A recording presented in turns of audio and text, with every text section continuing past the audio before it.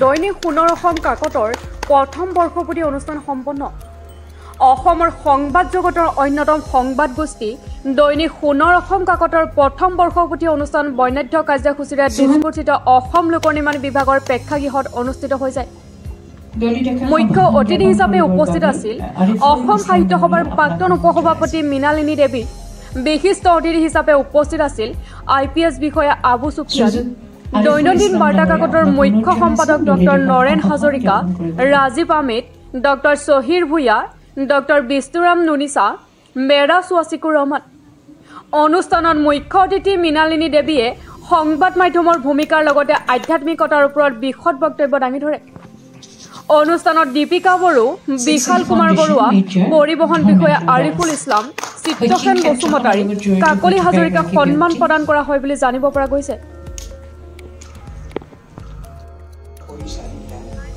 মূল তাৎপৰ্য হ'ল যে একতা, জ্ঞান, শক্তি আৰু স্বাধীনতা, এই চাৰিটা বিষয়ৰ চাৰিটা চকতি।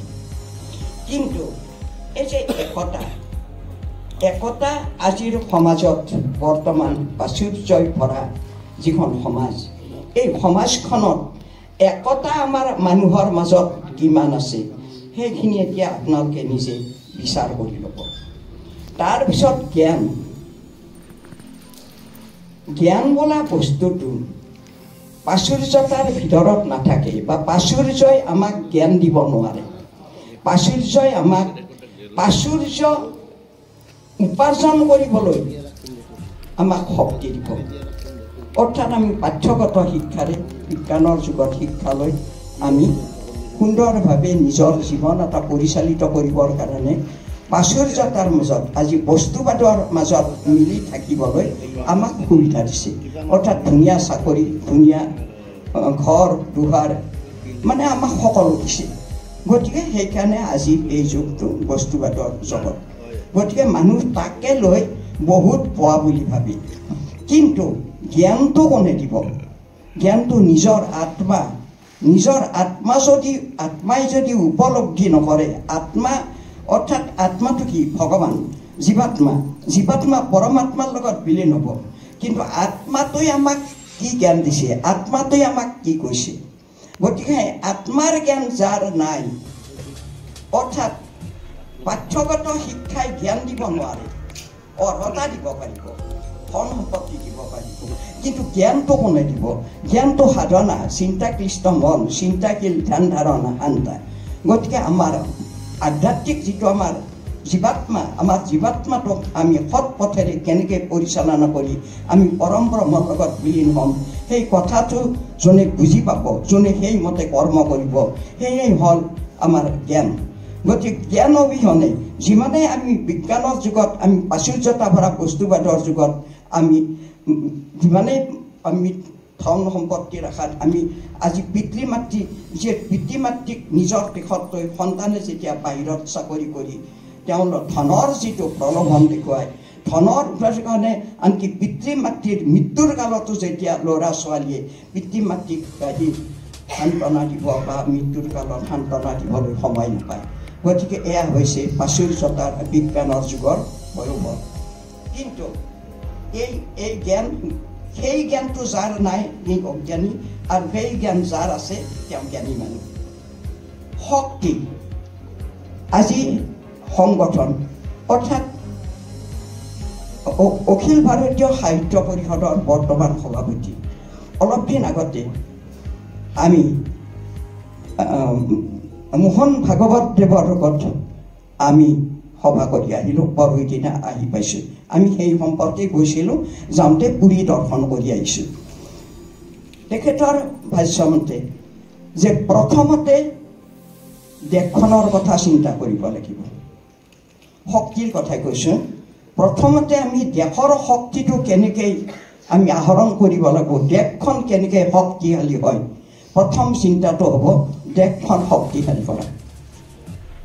তাৰপিছতে কি হ'ব? দ্বিতীয়তে যে সংগঠন, আমি আজি সোণৰ অসম কাকতৰ এই সংগঠনটো আছে, এই সংগঠনটো কিমান শক্তিপূৰ্ণ হৈছে আজি প্ৰমাণ কৰে যে আৰু যেতিয়া সংগঠনটো শক্তিশালী হৈ উঠিব, শক্তিশালী হৈ উঠাৰ পিছত প্ৰত্যেকজন কৰ্মীয়ে নিজৰ স্বাধীন মনে কাম কৰিবলৈ সেই শক্তিমন্ত সংগঠনটোৰ লগত কাম কৰি তেওঁলোকে নিজৰ স্বাধীনভাৱে তেওঁলোকে চলা ফিৰা কৰি সংগঠনটো গঢ়ি তুলিবলৈ পাৰিব। গতিকে সেয়াই হ'ল স্বাধীনতা।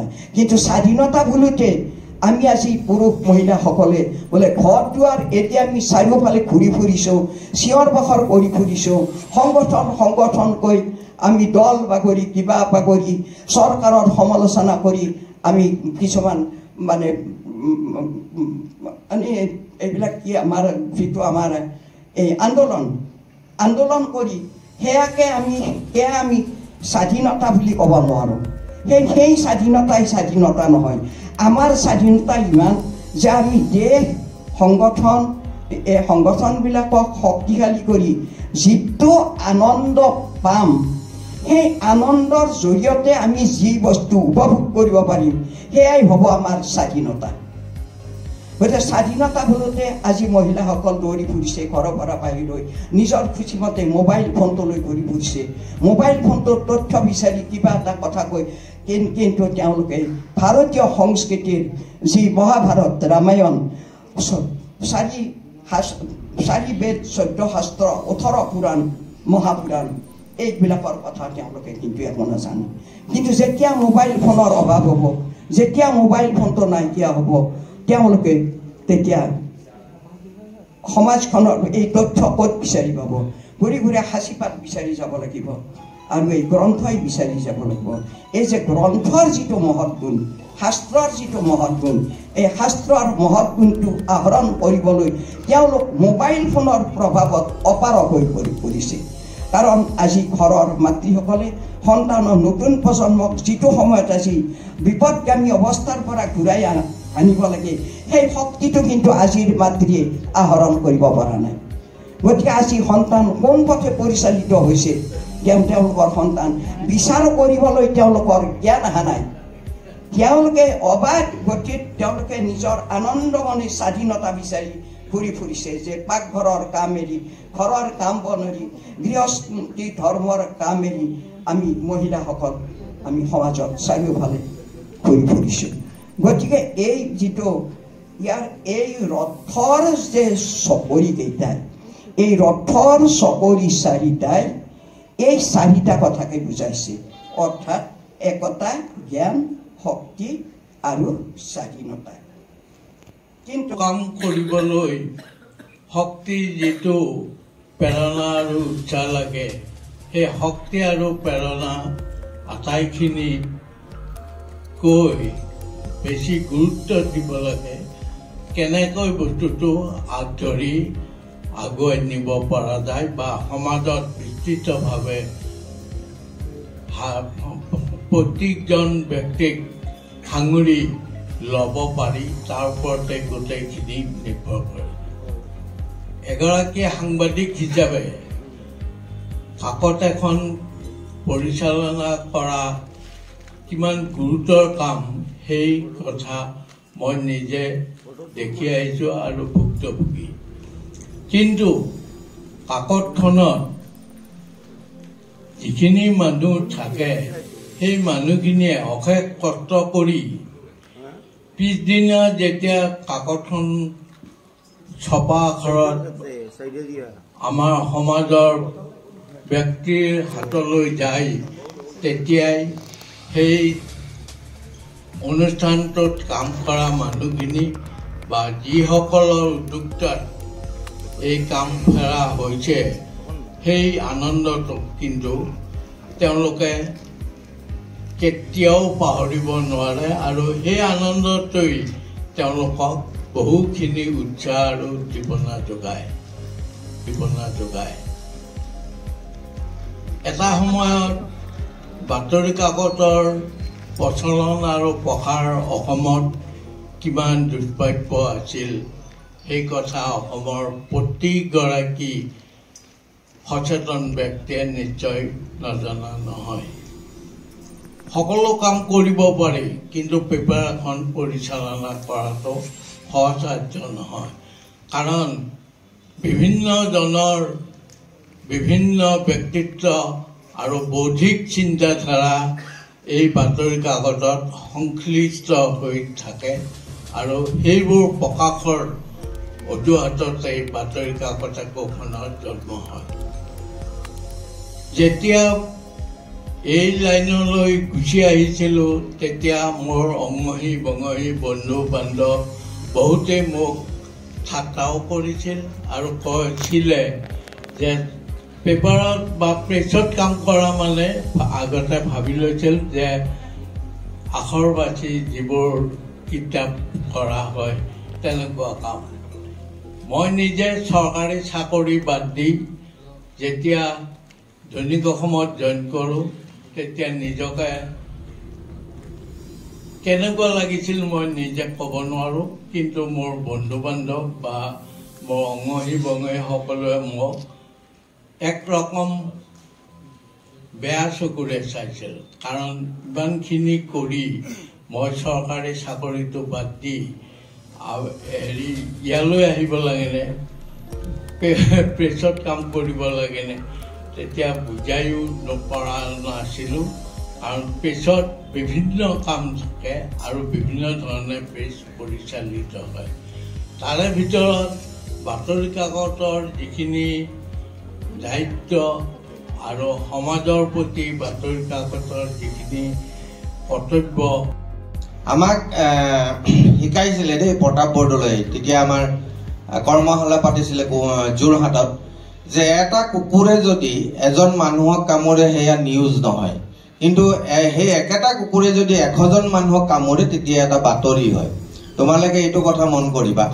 তেনেদৰে বাতৰি কাকতৰ এতিয়া মুখ্যমন্ত্ৰী ধৰক দিল্লীলৈ গ'ল, একেটা নিউজকে কেনেকে কৰে যে মুখ্যমন্ত্ৰী আজি প্ৰধানমন্ত্ৰী নৰেন্দ্ৰ মোদীক সাক্ষাৎ কৰিলে, এজনে বেলেগ এখন বাতৰি কাকতে দিব প্ৰধানমন্ত্ৰীৰ লগত মুখ্যমন্ত্ৰীৰ সাক্ষাৎ হোৱা নাই, ভালদৰে হোৱা নাই, মানে big breaking news. Big breaking নিউজটোনো কি বস্তু মই বুজিয়ে পোৱা নাই। যেনেকে ISI মই কোনোদিন বুজি নাপাওঁ, এইটো চোলা খায় নে পিন্ধে নে কি, ISI হওক ৰ হওক। এই যে বিগ ব্ৰেকিং নিউজ, এইটো আমি আগতে কি কয় দূৰদৰ্শনত পাইছিলোঁ, ৰেডিঅ'ত কয় যে ঘাই ঘাই বাতৰি। ঘাই ঘাই বাতৰিকেইটা আপোনালোকৰ আগত পৰিৱেশন কৰিছোঁ। এই ঘাই ঘাই বাতৰিকেইটাই বিগ ব্ৰেকিং নিউজ নে কি নাজানো, কিন্তু আমি যিখিনি পাওঁ আৰু চাই থৈ দিওঁ। একেটা নিউজকে ইমান চিঞৰি কয় পৰ্টেলবোৰত, মানে কাণ তাল মাৰি যায়। চিঞৰিয়ে থাকে যেন বৰষুণ আহিছে, যেন বৰষুণ ডাৱৰখিনি হেঁতি আকাশলৈ পঠিয়াই দিলে সাংবাদিক কেইজনে। তাৰ পিছতে বৰষুণ কোনোমতে টানি আহি ক'ৰবাত এটোপাল দুটোপাল পেলালে, ক'ৰবাত ডাঙৰকৈ পেলালে। মানে এনেকুৱাকে বস্তুটো কৈ মানুহে আমনি পায়। নিউজৰো এটা সন্মান আছে দেই, বাতৰিৰ এটা সন্মান আছে। সেই সন্মানটো আমি কিন্তু ৰাখিব পাৰিব লাগে। এনেই চিঞৰ বাখৰ কৰি যি টি কৰি এটা নিউজ নহয়। কেইটা ৰিপুৱে কাম কৰে, সেই একেকেইটা ৰিপু আমাৰ মানুহৰ মাজতো আছে আৰু আমি আচলতে প্ৰতিটো ঢাপে সেই ৰিপুবোৰ দমন কৰি মানুহৰ শাৰীলৈ উঠিবলৈ চেষ্টাহে কৰি আছো। আমি সম্পূৰ্ণ মানুহ হয়তো বহুতেই হ'ব পৰা নাই।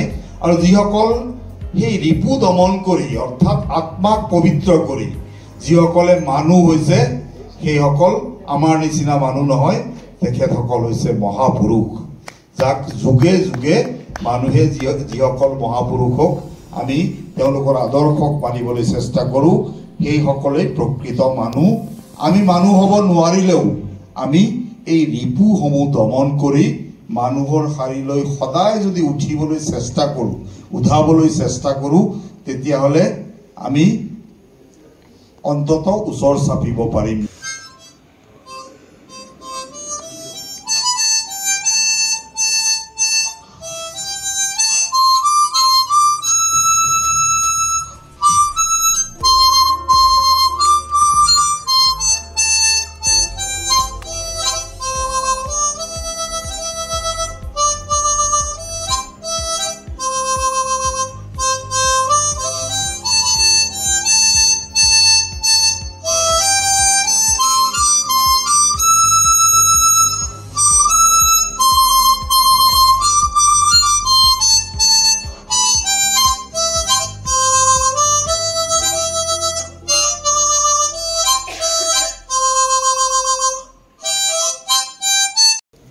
যন্ত্ৰণা দুখে একো পীড়া দিব নোৱাৰা অদম্য সাহসী আৰু সমস্যাৰ মায়াজাল ফালি থিয় হৈ থাকিব পৰা এগৰাকী ব্যক্তি আৰু সেই কাৰণে তেওঁৰ সোঁৱে বাৱে আগে পিছে অনেক অনুৰাগী বা ভক্ত বা সতীৰ্থ পুৰোহিত লোকক আমি দেখা পাওঁ কাৰণে চাগে এই সমস্যা বহুল আমাৰ জীৱনত এখন দৈনিক বাতৰি কাকত চলাবলৈ বা জীয়াই ৰাখিবলৈ তেওঁ অহোৰাত্ৰি এটা প্ৰচেষ্টা কৰিবলৈ তেওঁ সাহস কৰিছে আৰু এই কাৰ্যত তেওঁ সফল হৈছে মই সদায় ধাউতি থকাটো উচিত বুলি মই ভাবোঁ প্ৰতিজন মানুহকে কওঁ তেখেতসকলে পেপাৰৰ জৰিয়তে